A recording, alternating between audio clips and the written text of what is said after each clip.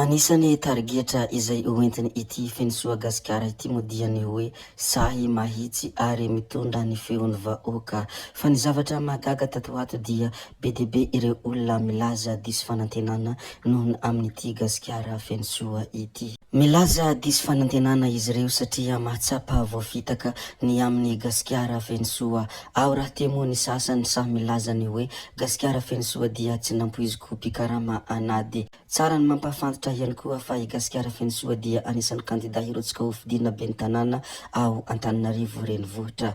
Ho lazaintsika moa ny mikasika an'izay sy ny hafa izay tokony ho lazaina, fa mialohan'izany aloha dia mbola toy ny mahazatra ary tsy miova ary efa fantatra anareo, azadino ny mi-abonné ny chaîne antsika, azadino ihany koa ny manao j'aime ny vidéo noho ny farany dia apetraho ny commentaire. Ndeha aloha idirantsika izany fanaovana abonnement izany mialohan'ny irisoantsika amin'ny resaka izay ataontsika. Ndao ary tompoko lahy, ndao ary tompoko vavy.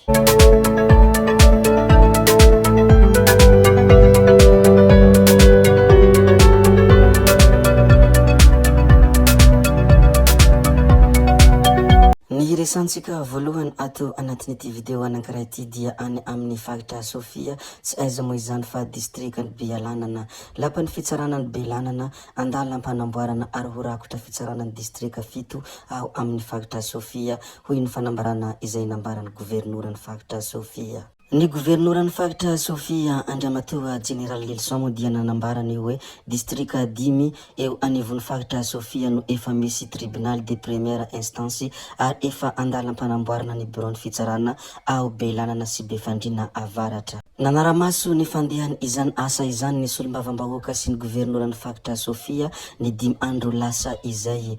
Ho rakotra tribunal ny distrika 7 eo anivon'ny faritra Sofia, ny tombotsoany izany dia tsy andeha lavitra intsony ny fitarenana fa ho vita ao amin'ny renivohitra ny distrika ihany. Nohon' izany rehetra izany dia nanao teny fisaorana sy fankatoavana moa ny governoran'ny faritra Sofia Andriamatoa General Lilson dia ny hoe isaorana ny politika ny fitondram-panjakana manatona ny vahoaka. Izany moa ny zava-misy an'ny Sofia koa dia lazaina sy ampahafantarina ianareo rehetra. Ino moa ny avy any amin'ny faritra Sofia sy mikasika ny governoran'ny faritra Sofia Andriamatoa General Lilson, fandeha resika iresaka kely ity vaovao izay tena mahoraka ao anatin'ny tambanjotra serasera indrindra ny ao Antananarivo renivohitra. Fantatra fa kandida Antananarivo renivohitra tamin'ny ora farany i gasikara fenisoa mouvement gasikara sy monja rondefo ao amin'ny antoko monument. Helahela tsy resy, helahela tsy hita moa ity zoko be ray aman-dreny monja rondefo ity ka ankehitriny izy dia nilatsaka ho fidina ao Antananarivo renivohitra. Fa ny zavatra mahasorena olona maro indraindray dia ny fanehoan-kevitra ireo olona mpomba antima. Rehefa misy olona tsy mitovy foto-kevitra amin'izy ireo dia avy manao fanehoan-kevitra bontolo sy manao fanehoan-kevitra izay feno fanaratsiana. Iarantsika mahalala moa dia efa nahazo ny anjarany solombavam-bahoaka ny Mahajanga Afakandro Kristian ary amin'izao fotoana izao dia mahazo anjarany ihany koa i gasikara fenisoa satria tsy mitovy foto-kevitra amin'izy ireo. Ireto zao misy namana izay tena mampitandrina mafy ny amin'ny gasikara fenisoa. Tandremy fotsiny diso fanantenana eo indray ry vahoaka ny Antananarivo tia voasy hoe mpanohitra dia lasa merona mifidy tahina Razafinjoelina eo. Ary ohatr'izay ihany koa ny navoa any 3e arrondissement ka aveo voahita mangarahara ambadika ny loko politika ambadika manohana azy. Nohon' zany oka tsy hanaiky ho zarazaraina ny vatontsika fa aleo izay tena hita fa mpanohitra sy hita fa tsy hivadika velively no fidina. Betsaka ny milaza mpanohitra ao fa volany eo dia mirangaranga avy any ambadika ny loko miaraka aminy.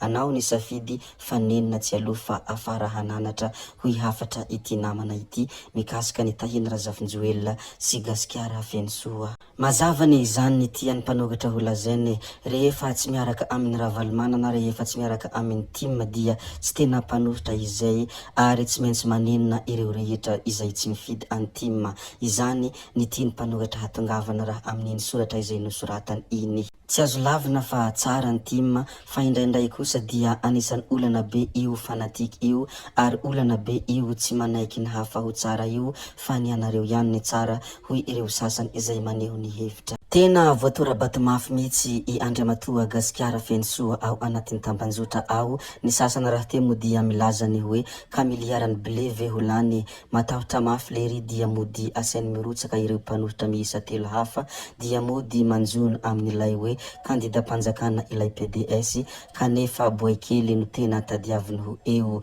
Fa voty sanction mafy be io hoy fanehoan-kevitra ireo olona sasany mikasika an'ity Gasikara Fensoa ity. Tsy hay mo ny tena fahamarinana ny zavatra izay lazain'izy ireo mo, marina ve sa diso izany fanambarana izany, fa isika dia mizara ny zava-misy foana. Ndeha ary isika hiresaka zavatra hafa indray izay tokony ho lazaina sy ireo rehetra izay malaza ao Madagasikara hatrany. Ity manaraka izay ho lazaintsika ity mo dia resaka soferan'ny bus na hoe soferan'ny taxi be. Mpamily taxi be iray mamo teo amperinasa no nisamboriny zandary. Gaga ny zandary nahita ity taxi be iray ity mijanona eo ampovoany arabe sady mibahana ny fifamoivoizana ka rehefa nojerena dia mamy tokoa ilay mpamily ka nosamboriny zandary avy hatrany ity mpamily taxi be izay mamy teo amperinasa ity. Tsara ny mampiatsiahy mo dia tsy dia tsara loatra ny mamo mitondra fiarakodia satria anisan'ny tena miteraka loza eo ary miteraka izay antsona hoe accident. Handeha kely any amin'ny commune Anjiamangirina isika. Anjiamangirina mo dia mbola ao anatin'ny région Sofia. Alay Christian di maire be dia candidat be ny tanàna Anjiamangirina raha araka ny vaovao voaray. Tsapako ny fahasaranam-bahoaka rehefa niala sasatra aho ka nantsony izy ireo hanohy ny asa tsara nandritra ny fitantanako ny commune Anjiamangirina hoy Alay Christian na hoe maire be namaly ny fangataham-bahoaka mba hirotsahako fidiny ho be ny tanàna ao Anjiamangirina. Nohony zany dia tsara ny mampafantatra ary lazaina aminareo rehetra fa efa tafapetraka any amin'ny oveka ny antotan-taratasy firotsahako fidiny ary nanambara izy fa vonina hiatrika fifidianana. Mitona ny vahoaka rehetra ihany koa ny tenany mba azoto hifidy amin'ny fifidianana ho avy izao. Izany moa ny vaovao avy any Anjiamangirina koa dia lazaina satria izany Anjiamangirina izany dia mbola anatiny ao Madagasikara sady ny mponina mipetraka ao dia mbola malagasy ihany koa dia rariny loatra raha toa ka asiandresaka sy lazaina ny mikasika izany Anjiamangirina izany. Ny hamaramparanansika ity video anankiray ity dia ireto sary hitantsika ireto sary ny tanàna mahafinaritra ary tanàna izay tena manana ny lazany raha ao a Madagasikara. Tsy aiza mo ireto toerana ireto fa any Toliara. Toliarako, Toliarantsika, Toliaranay ary Toliaranareo. Mahafinaritra koa dia manasanao mba hanao vakansy any Toliara raha sendra malalaka, raha sendra manana fotoana hialan-tsasatra satria anisan'ny tena kanto raha ity tanàna Toliara ity ary anisan'ny madio ihany koa. Toliara Meyera, Toliara Tsimiroro, mahafinaritra raha izany province atsimotsimon'ny nosy Madagasikara iny. Zay ihany koa ny namarina ny videontsika ary tompoko vavy sy tompoko lahy koa dia mankasitraka nareo rehetra na vitany hain'ny video hatramin'ny farany ary mbola manentana nareo ny mbola hanaraka ny video manaraka izay alatsakay misesisesy ato. Zay fa tsy halavainay ny resaka hametra veloma izay veloma vetivety fa tsy hoe veloma mandrakizay amin'ny manaraka indray no manao ny misimisy veloma tompoko lahy veloma tompoko vavy amin'ny manaraka indray io.